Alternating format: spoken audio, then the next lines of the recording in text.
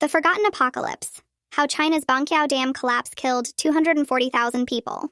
On the night of August 7, 1975, as torrential rain pounded China's Henan province, engineer Chen Xing couldn't sleep. Years earlier, he had warned about critical flaws in the Banqiao Dam's design, but had been silenced and labeled a right-wing opportunist. Now, as unprecedented rainfall overwhelmed the reservoir, his worst fears were materializing. Shortly after midnight, the unthinkable happened. The Banqiao Dam, ironically nicknamed the Iron Dam for its supposed indestructibility, catastrophically failed. What followed was apocalyptic.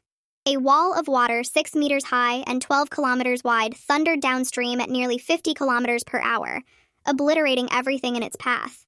By morning, entire villages had vanished, and a deadly domino effect was underway as 62 dams collapsed in succession.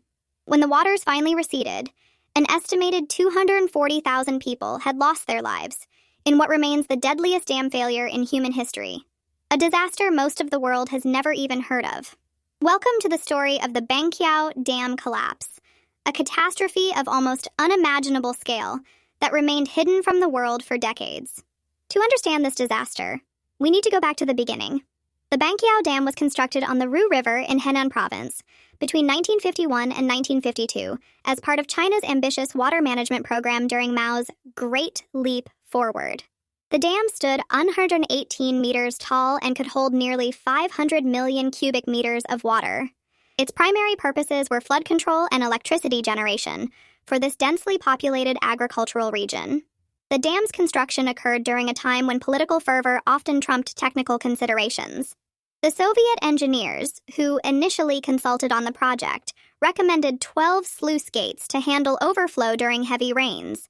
However, these suggestions were reduced to 5 gates in the final design, a critical modification that would later prove disastrous. When engineer Chen Xing raised concerns about this and other safety issues, he was removed from the project and publicly criticized during an anti-rightist campaign. For over 20 years, the Banqiao Dam operated without incident, seemingly vindicating its designers. Then came August 1975. A perfect storm was brewing, literally. Typhoon Nina approached the Chinese mainland, weakened over land as expected, but then did something meteorologists hadn't anticipated. It stalled over Henan province. The resulting rainfall was unprecedented. Some areas received a year's worth of precipitation in just 24 hours. In the most intensely affected regions, over 1,000 millimeters of rain fell in 3 days, a once-in-2,000 years weather event. The Banqiao Reservoir rapidly filled to dangerous levels. As water topped the dam on that fateful night, desperate attempts were made to notify downstream areas, but communications had been severed by the storm. The few warnings that were issued couldn't reach most communities in time. At 1:30 a.m. on August 8th, the dam gave way completely. More than 6 billion cubic meters of water, equivalent to over 2 million Olympic swimming pools, surged into the valley below. The immediate impact was catastrophic. Villages directly downstream simply ceased to exist. A survivor later recalled, "It was like the end of the world. The water came so fast there was no time to run." The wall of water moved with such force that it carved new channels in the landscape. In some areas, the flood created temporary lakes covering 10,000 square kilometers, larger than some countries. But this was just the beginning of the disaster. As Banqiao failed, its massive outflow overwhelmed downstream dams. Within hours, 62 dams collapsed in succession, a fatal cascade that multiplied the destruction exponentially. By dawn, an area roughly the size of Los Angeles was underwater. In the chaos, accurate casualty counts were impossible. According to Chinese government figures released years later, approximately 26,000 people died in the immediate flooding. But what followed was perhaps even more devastating. The floodwaters contaminated drinking sources and destroyed sanitation systems across Henan province, with hundreds of thousands of corpses, both human and animal, decomposing in the stagnant water under the summer heat. Disease spread rapidly. Outbreaks of cholera, dysentery, and typhoid fever ravaged the survivor population.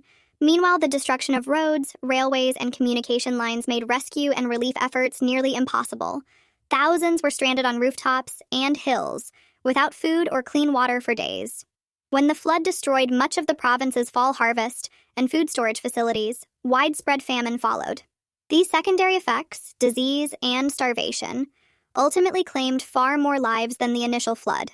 When all fatalities were tallied years later, the total death toll stood at an estimated 240,000 people, making the Banqiao Dam collapse the deadliest dam failure in history and one of the worst non-pandemic disasters of the 20th century.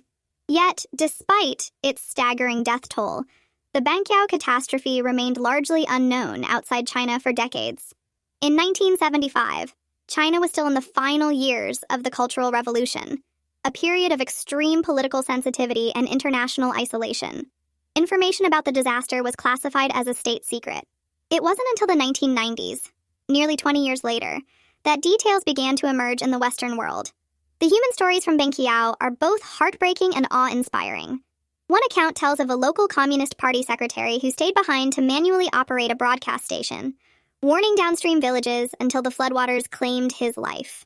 Another describes a young teacher who tied her 30 students together with rope and led them to high ground, saving every child in her care.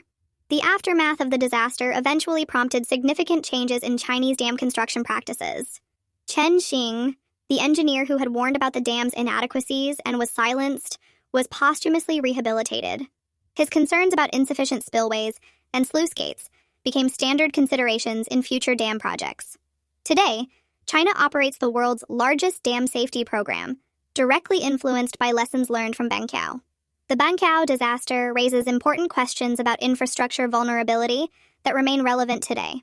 Modern climate change models predict more frequent extreme weather events, potentially putting similar pressure on aging dams worldwide. There are currently over 90,000 dams in the United States alone, with an average age of 56 years. The American Society of Civil Engineers has given U.S. dam infrastructure a D grade, warning that many dams have exceeded their intended lifespans. Beyond the engineering implications, Banqiao illustrates the dangers of suppressing technical expertise for political reasons. When Chen Xing's warnings were dismissed as rightist criticism, valuable safety measures were overlooked. Similarly, the delayed public acknowledgement of the disaster hampered international assistance that might have reduced the death toll from disease and famine. The disaster also demonstrates how cascading failures can multiply the impact of an initial event. Modern disaster planning increasingly focuses on these interconnected risks, particularly for critical infrastructure like energy grids, water systems, and digital networks. The Banqiao Dam was eventually rebuilt with improved safety features and continues to serve its region today. A memorial in Henan province commemorates the victims, though visitors report it receives relatively little attention compared to other historical sites in China. For many survivors, the trauma remains raw, even decades later. One elderly survivor interviewed for a rare documentary on the disaster summed up its legacy poignantly. Nature taught us a lesson. When men get too confident about conquering nature, nature will remind us who is really in control. As our world faces increasing climate uncertainty and aging infrastructure, the forgotten apocalypse of Banqiao offers crucial lessons. It reminds us that even our most impressive engineering achievements remain vulnerable to extreme events. It warns us about the dangers of prioritizing political narratives over scientific expertise. And perhaps most importantly, it shows us that transparency, even about failures, ultimately saves lives. The next time you hear about the deadliest disaster you've never heard of, remember Banqiao. Its story deserves to be known, not just as a historical footnote, but as a vital case study in how we build our world. And what happens when our creations fail catastrophically. Thank you for watching this exploration of the Banqiao Dam disaster. If you found this video informative, please consider liking, subscribing, and sharing to help others learn about this crucial but overlooked chapter in history.